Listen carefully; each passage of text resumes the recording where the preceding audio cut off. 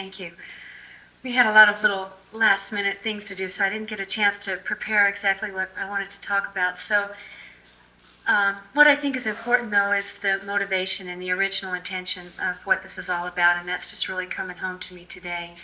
And I had decided that I wanted to do some volunteer work with AIDS earlier this year, and at the same time get a portfolio together, and the two seemed to just fit real naturally when I thought it seemed in Utah that because we don't have a high crime rate and we don't have a lot of the major world problems with, drug wars in the street or whatever, that people tend to take that a little bit to the extreme and think that we were in a cocoon and that something such as AIDS was really not affecting us. And not only did we not need to think about as individuals safe sex, but that it wasn't an issue that we needed to be concerned with in general. And that scared me and motivated me to bring together a group of images that would, first of all, make people realize, hopefully, that yes, it is happening here. There's no way you can deny it, by looking face to face with the photograph,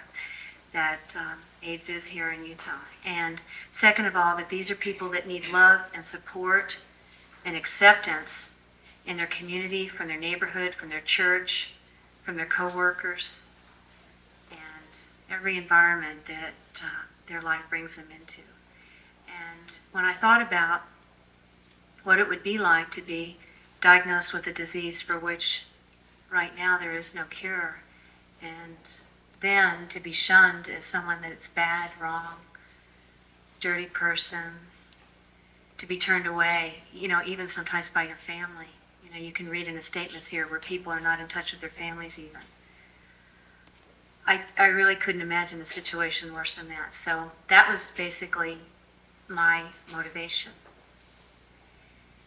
And I don't think the photographs could stand alone. They'd be basically meaningless, just a person. But with the photographs, but with the statement, it creates a synergy of understanding and hopefully an intimate view into these people's life that when one views it, perhaps can raise our consciousness a little bit to realize, that these are people that need support and love. And they're beautiful people, without them it wouldn't be possible, just like Carrie said. I thank all of them for letting me into their lives in sometimes a very intimate way. There are two families that I especially got close to just from the length of time that I spent with them, and there's just a special warmth in my heart, and one of that is the Grays, which are featured over here. Stephen's not here today, unfortunately, but he'll be here maybe tomorrow or later today. Catherine and Carol Gray are the parents. Randy was 39, my same age, and I guess their family structure, the siblings and everything, just sort of reminded me of my own family. And the way they just joined together and supported each other through Randy's sickness and death was just particularly moving, and the fact that they allowed me into their life at that moment, I'm just really grateful for.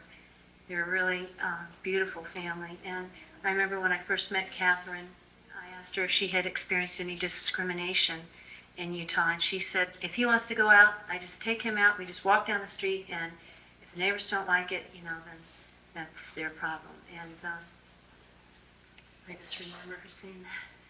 But they've all been really incredible, the way that they responded to Randy. Just Stephen right here in the second photograph, that was in his office, and we were just talking about the situation, and he's just grabbing himself and going, my God, my brother is dying. And it was just a point of realization for him. And so I feel really grateful for being able to capture those moments. And the other family that I spent quite a bit of time with that I really honor a lot is the Yules. This woman who'll be here later, she's from Salina, and they were the only hemophiliac family that I could find that were willing to be photographed. And she has two kids, both of which are diagnosed with full-blown AIDS. Casey, 21, and Kurt, 27. And she is just a pillar of strength, the way she cares for those boys. One, Casey, who is quite ill, she's able to care for really because they were hemophiliacs, and she's familiar with all the medical needs and was able to take care of him. They put his bed in the back of their van and bring him up here to the HIV clinic here at the university once a week. And they're going to be here hopefully later today and definitely tomorrow. And I don't mean to point those two people out that, of course they did more than anybody else or they were more important. It's just that I ended up spending more time with them and kind of got to know all the members of their family, and it just really meant a lot to me. And that's why I wanted to mention that. And so if you have any questions or whatever, I'll be happy to talk to you, and I really appreciate the fact that you came.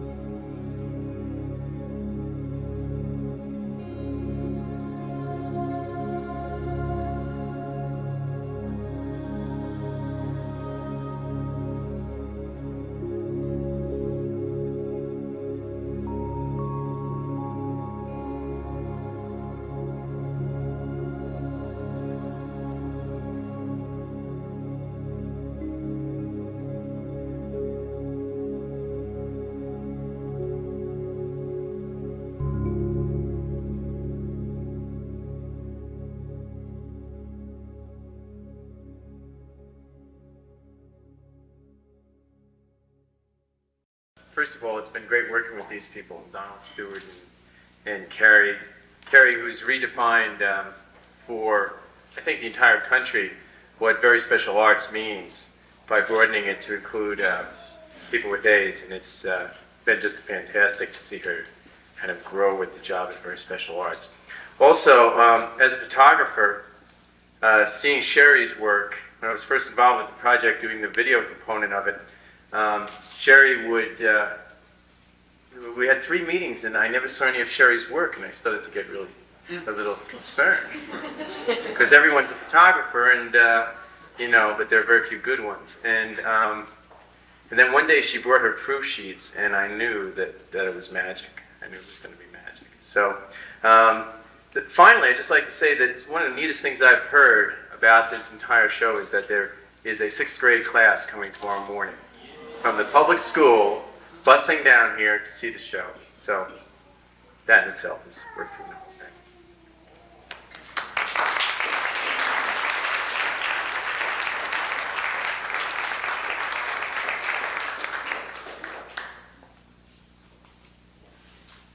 Hi, thank you all for coming tonight. Many people have asked me how I originally started this project, so I just wanted to talk a little bit about that.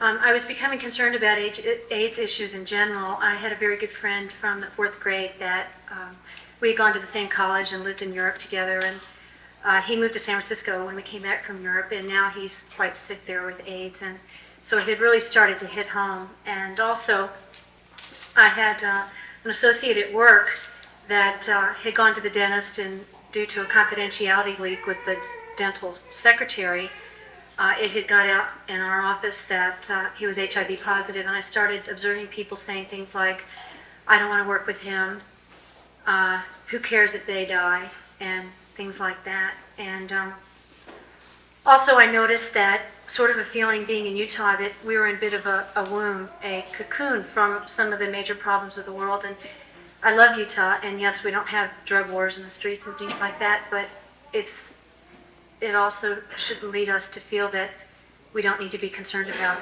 issues like this. And I had people say to me that even though they were single and very sexually active, that they didn't feel it was necessary to practice safe sex because they lived in Utah. So all that kind of got me going. And at the same time, I was developing a portfolio through classes study at the Salt Lake Arts Center. And it just seemed natural to try to bring together, to create a group of images where, first of all, people could see face-to-face the PWAs in Utah and realize that, yes, AIDS is happening in Utah. And then by bringing a personal message with the photographs, that perhaps people could wake up and develop their own compassion, understanding, and their love of support, and really reach out to these folks. So that was what my motivation was, and just also the personal, how can I say that? Just the thought to imagine being diagnosed with a disease for which right now there is no cure, and then to be shunned by family and friends and community, church, neighbors, etc., seemed the most traumatic situation that someone could be in. And so that was what really kept me going. And at times I would just forget the technical. In fact, I had a new camera, and sometimes I just thought it wasn't going to work, but magically somehow it did.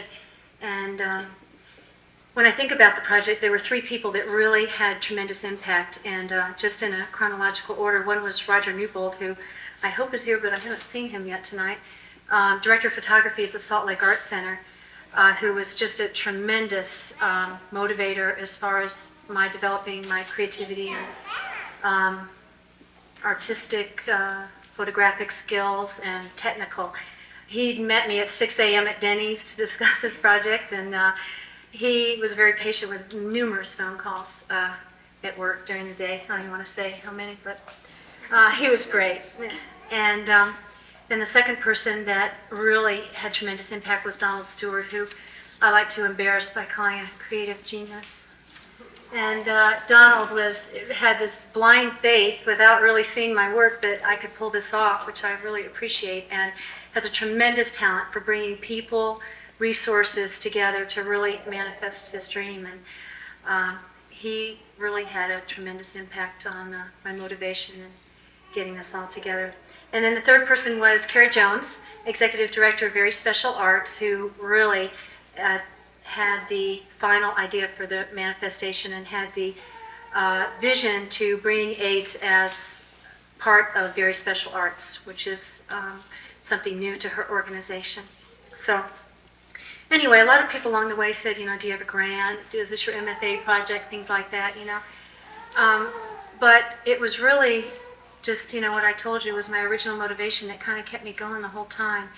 And I would still have people say things to me like, oh, Sherry, why don't you just go up in the mountains and take pretty pictures? There's so many pretty things in Utah.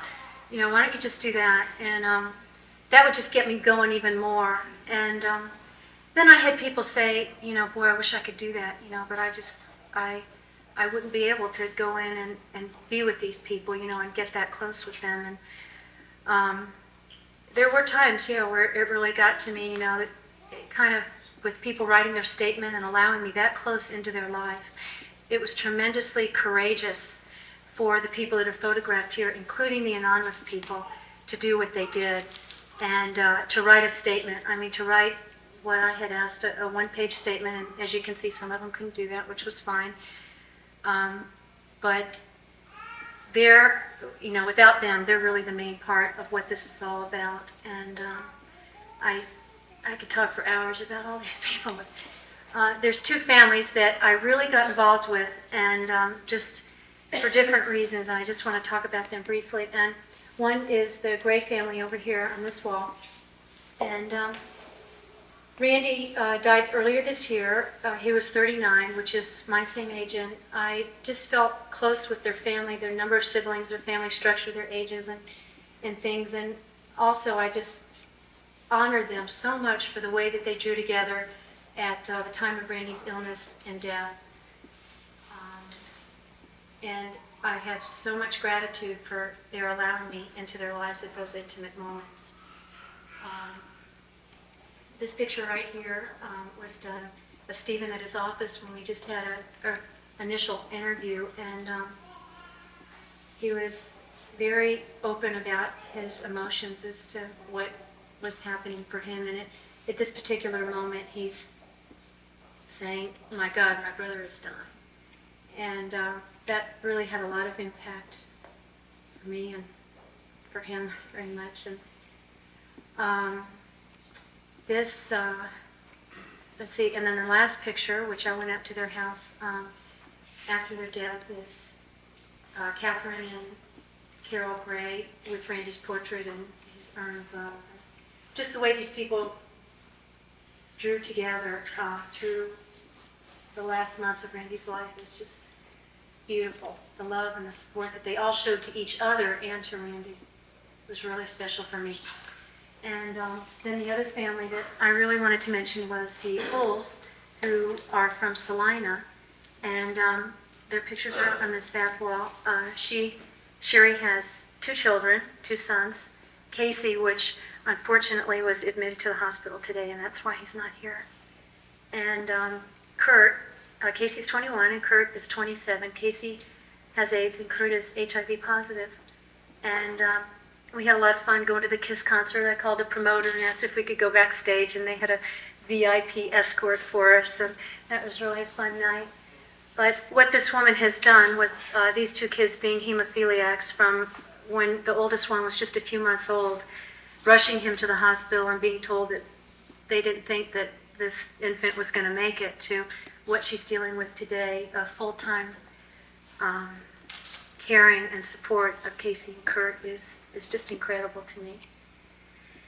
And mentioning those two families doesn't mean that any of these others are less important. It's just that those two ones I happen to spend more time with and got to be really close friends. And Georgiana, my very dearest friend that is over there, we went to play pool one day. I just couldn't get quite the right picture of her, and she told me she had been the #1 female pool player in California for several years. So we went to the pool hall, and she's just a wonderful spirit. I'm sure you've seen her here tonight, probably. So that's what it was about for me, and I really appreciate the support from the press. Has been wonderful. Some of the things that they say about the press being intrusive or uncaring are just absolutely not true of the press here in Salt Lake. I felt that the TV and the newspapers were really caring about this situation from their own heart. It wasn't a story to them. I mean, it was, but it was much more than that. And I really appreciate their help in getting this message out. Oh, and then one last person is Dr. Tom Evans that I wanted to mention, who allowed me into his practice to meet a lot of these PWAs and trusted me with them. And I just really honor everything that he's done as director of the HIV clinic here at the university. His 25-hour-a-day commitment to his patients and on the tremendous technical and medical demands of being in his position, in addition to the emotional commitment that he makes with all his patients. So, thank you for coming.